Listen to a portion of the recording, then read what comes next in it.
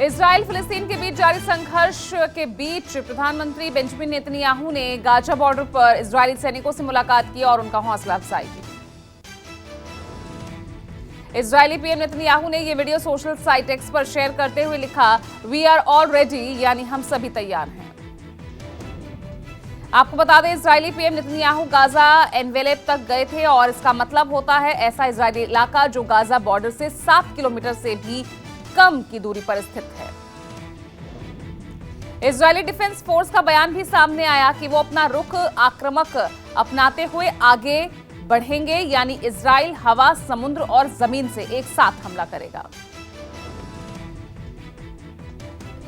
Hamas ने Gaza पट्टी को खाली करने से रोका है। इजरायली सुरक्षा बलों का कहना है कि हमास के आतंकी फिलिस्तीनियों को गाजा पट्टी के उत्तरी हिस्से को खाली करने से रोक रहे हैं।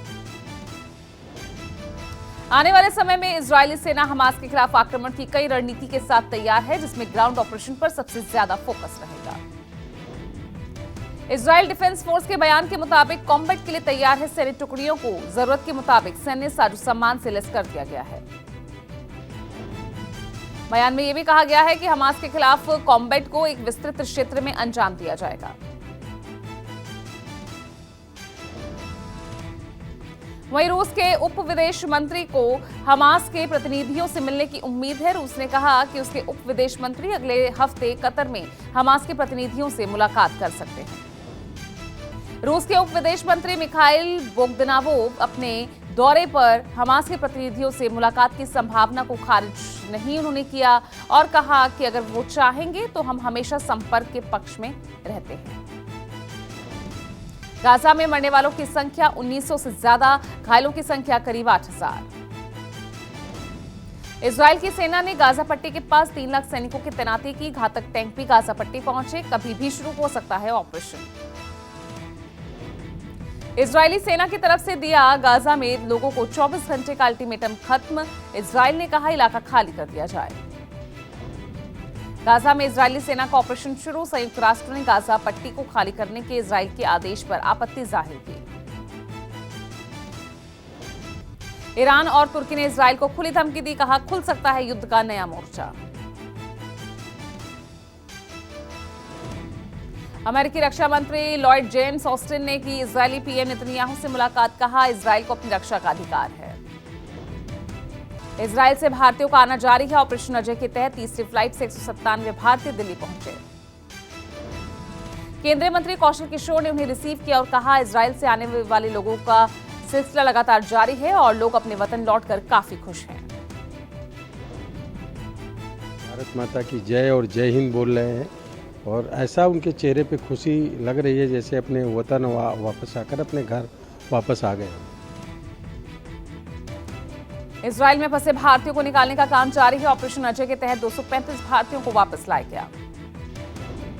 इससे पहले शनिवार सुबह दूसरी फ्लाइट के जरिए दिल्ली पहुंचे यात्रियों ने फ्लाइट में वंदे मातरम और भारत माता की जय के नारे लगाए।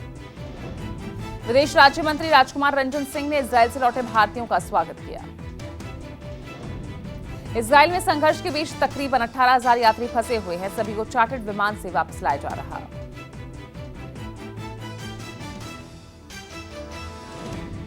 आज से शुरू हो रहे हैं शारदीय नवरात्र। अगले 9 दिनों तक मां के अलग अलग रूपों की होगी पूजा। आज पहले दिन मां शैलपुत्री का पूजन होगा।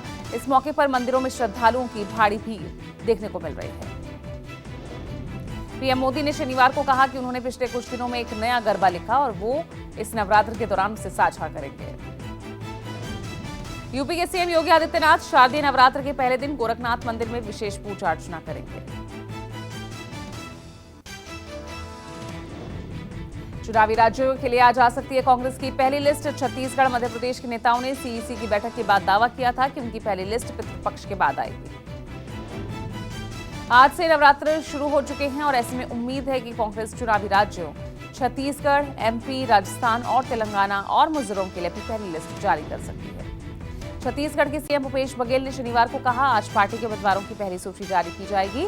इसमें कितने प्रत्याशी होंगे ये अभी साफ नहीं। वहीं एमपी की स्क्रीनिंग कमेटी के सदस्य ने कहा कि आज जारी होगी कांग्रेस की पहली लिस्ट। मध्य प्रदेश में इस बार कांग्रेस सरकार जातीय संतुलन को ध्यान में रखकर टिकट बंटवारा कर रही है। पीएम मोदी ने भारत श्रीलंका के बीच शिपिंग का शुभारंभ किया। तमिलनाडु के नागापट्टिनम से श्रीलंका के बीच चलेगी शिप। प्रधानमंत्री नरेंद्र मोदी ने भारत और श्रीलंका के बीच आर्थिक संबंधों की मजबूती की बात कही। पीएम ने कहा, नागपट्टिनम और कांकेसतुराई के बीच नौका सेवा संबंधों को मजबूत करने में एक महत्वपूर्ण मील का पत्थर साबित होगी। 16 अक्टूबर को छत्तीसगढ़ के दौरे पर रहेंगे अमित शाह। छत्तीसगढ़ के पूर्व सीएम डॉक्टर रमन सिंह के नामांकन कार्यक्रम में शामिल होंगे। रमन सिंह के गढ़ कहे जाने वाले राजनांदगांव में अमित शाह भरेंगे हुंकार, जनसभा और रैली करेंगे। अमित शाह छत्तीसगढ़ में चुनावी तैयारियों की समीक्षा भी करेंगे। विधानसभा चुनाव की तारीखों की घोषणा के बाद चुनावी सरगर्मियां तेज। बीआरएस प्रमुख केसीआर भी प्रचार के लिए तैयार। तेलंगाना सीएम केसीआर पार्टी का घोषणा पत्र जारी करने के बाद एक जनसभा को संबोधित कर अपने चुनावी अभियान का आगाज करेंगे। प्रचार अभियान के दौरान वो 41 जनसभाओं को संबोधित करेंगे। 16 अक्टूबर को जनगांव और भुवनगिरी में जनसभा करेंगे। आज रायपुर के दौरे पर समाजवादी पार्टी अध्यक्ष अखिलेश यादव पार्टी की चुनावी तैयारियों का जायजा लेंगे। अखिलेश यादव पार्टी के पदाधिकारियों के साथ करेंगे बैठक। अपने प्रत्याशियों के नाम का ऐलान करेंगे। इस बार 25 विधानसभा सीटों पर चुनाव लड़ने जा रहे हैं। निषाद पार्टी अध्यक्ष संजय निषाद निकालेंगे आरक्षण को लेकर जनसंपर्क अभियान। मछुआरे समाज को आरक्षण दिलवाने के लिए आज से निषाद पार्टी जनसंपर्क अभियान शुरू करने जा रही है। निषाद पार्टी के अध्यक्ष और कैबिनेट मंत्री संजय निषाद आज सुबह 11 बजे अपनी आवास से एक पदयात्रा निकालकर अभियान की करेंगे शुरुआत। मछुआरा आरक्षण के लिए पार्टी की ओर से प्रदेश के सभी 18 मंडलों से संवैधानिक आरक्षण जनसंपर्क अभियान शुरू करने की बात कही जा रही है। महाराष्ट्र में अपनी खोई हुई सियासी जमीन पाने की जुगत में उद्धव ठाकरे जनता पार्टी परिवार के छोटे छोटे दलों से मिलवाएं। उद्धव ठाकरे आज राज्य के समाजवादी जनता पार्टी के सभी दलों और संगठनों के साथ बैठक करेंगे, जिसमें समाजवादी जनता पार्टी, जेडीयू और शिवसेना यूबीडी के बीच गठबंधन पर आखिरी फैसला होगा। बैठक बांद्रा के एमआईजी क्लब में होगी, जिसमें 150 लोगों को आमंत्रित किया गया है। जेडीयू के मुताबिक इससे पहले 24 अगस्त को पुणे में बैठक हो चुकी है। चेन्नई में हुआ महिला अधिकार सम्मेलन सभी ने उठाई महिला आरक्षण जल्द लागू करने की मांग। सोनिया गांधी ने कहा कि बिल तो पास हो गया है, लेकिन अभी रास्ता लंबा है। सम्मेलन में सोनिया गांधी, प्रियंका गांधी, एनसीपी की Supriya Sule, PDP chief Mehbooba Mufti, TMC से सुष्मिता देव, एसपी की डिंपल यादव समेत कई लोग कार्यक्रम में शामिल हुए। ये सम्मेलन तमिलनाडु की सत्तारूढ़ पार्टी की महिला शाखा के द्वारा पूर्व सीएम करुणानिधि की 100वीं जयंती समारोह के हिस्से के रूप में आयोजित की गई है। आज मुंबई पहुंचेगी बजरंग दल की शिव शौर्य यात्रा। दादर में होगी सभा। शाम 4 बजे के आसपास पहुंचेंगे लोग। 10,000 लोगों के जुटने की संभावना। यात्रा का समापन दादर में सभा के साथ होगा। इस यात्रा को महामंडलेश्वर स्वामी विश्वेश्वरानंद जी महाराज संबोधित करेंगे। आज से विदेश मंत्री एस जयशंकर वियतनाम, सिंगापुर की 6 दिवसीय यात्रा पर। विभिन्न क्षेत्रों में द्विपक्षीय सहयोग को बढ़ावा देने पर जोर होगा। यात्रा करने से पहले चरण में जयशंकर कई क्षेत्रों में प्रगति की समीक्षा करने, सहयोग को बढ़ावा देने पर चर्चा करेंगे। इसके बाद विदेश मंत्री एस जयशंकर वियतनाम रवाना होंगे। 19 से 20 अक्टूबर तक सिंगापुर की यात्रा पर रहेंगे। वर्ल्ड कप के 12वें मैच में पाकिस्तान पर भारत की शानदार जीत। टीम इंडिया ने पाकिस्तान को 7 विकेट से हराया। टूर्नामेंट में लगातार है दूसरी जीत। भारत ने पहले टॉस जीतकर पहले गेंदबाजी की है। पाकिस्तान महज 191 रन ही बना सकी और इस लक्ष्य को भारत ने 3 विकेट खोकर हासिल कर लिया। भारत की ओर से सबसे ज्यादा रन कप्तान रोहित शर्मा ने बनाए। रोहित शर्मा ने 86 रनों की पारी खेली, तो श्रेयस अय्यर ने भी नाबाद अर्धशतक बनाया। जसप्रीत बुमराह, उन्होंने 7 ओवर में 19 रन देकर 2 विकेट लिए। उन्हें प्लेयर ऑफ द मैच चुना गया।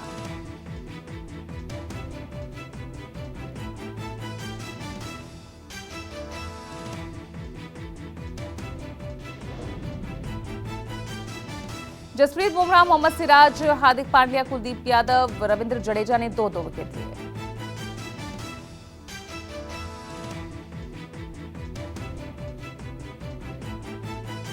पाकिस्तान पर भारत की जीत के बाद देश भर में मना खुशी का माहौल है। अहमदाबाद में मैच के बाद उत्साहित दिखाई दिए लोग।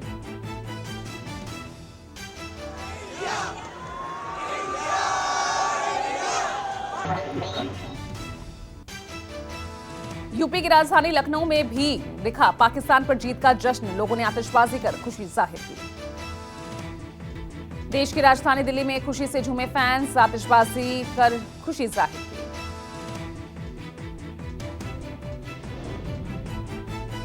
भारतीय क्रिकेट द्वारा पाकिस्तान को हराने की खुशी में शहर के लोग सड़कों पर निकल आए। ये तस्वीर अहमदाबाद के मणिनगर की है।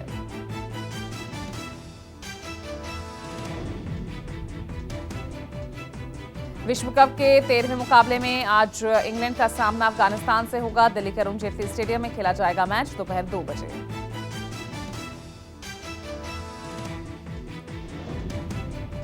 जम्मू कश्मीर के पुंछ जिले के मेंढर में सुरक्षा बलों को बड़ी कामयाबी मिली। तलाशी अभियान के दौरान भारी मात्रा में गोला बारूद बरामद। पंजाब के फिरोजपुर में खेत से मिला पाकिस्तानी ड्रोन। विशिष्ट खुफिया इनपुट मिलने पर चलाया गया सर्च ऑपरेशन। ये ड्रोन फिरोजपुर के चकभांगे वाला गांव के बाहरी इलाके में खेत में बरामद हुआ। बीएसएफ पंजाब फ्रंटियर की ओर से चलाया गया था तलाशी अभियान। चंडीगढ़ में गैस की underground pipeline leak. Fire brigade की गाड़ियां बुलाई गई। केबल डालने के लिए चल रहा था खुदाई का काम।